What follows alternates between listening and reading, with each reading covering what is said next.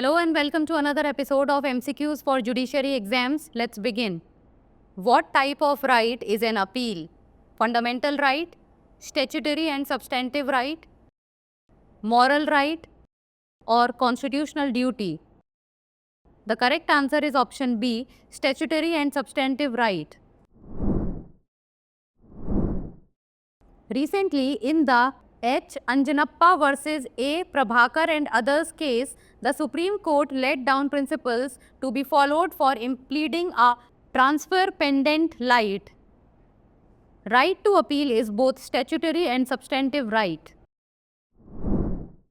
Next, which section of the BNSS corresponds to section 156 of the CRPC?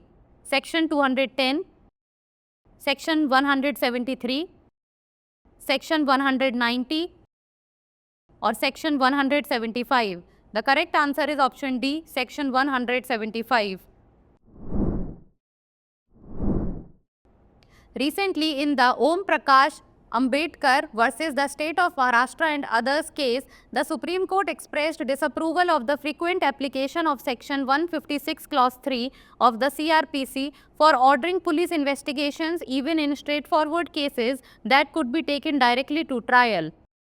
Section 156 of the CRPC deals with the police officer's power to investigate cognizable case. Under the BNSS, it has been covered in the section 175.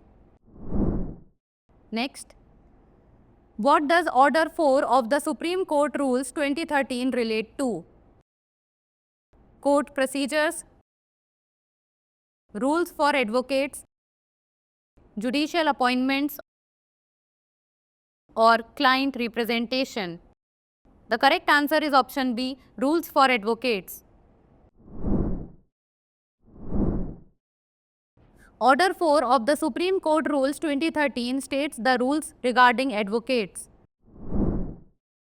Next, which provision of BNSS deals with examination of complainant? Section 219, Section 200, Section 220 or Section 223? The correct answer is option D, Section 223. Section 223 of the Bharatiya Nagarik Suraksha Sanhita deals with the examination of complainant. Next, under the Constitution of India, all aspects of family law are provided in the Union List, State List, Concurrent List, or none of the above.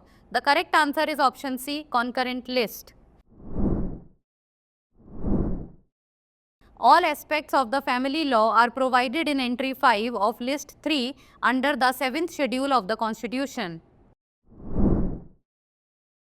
Now it's time for the practice question.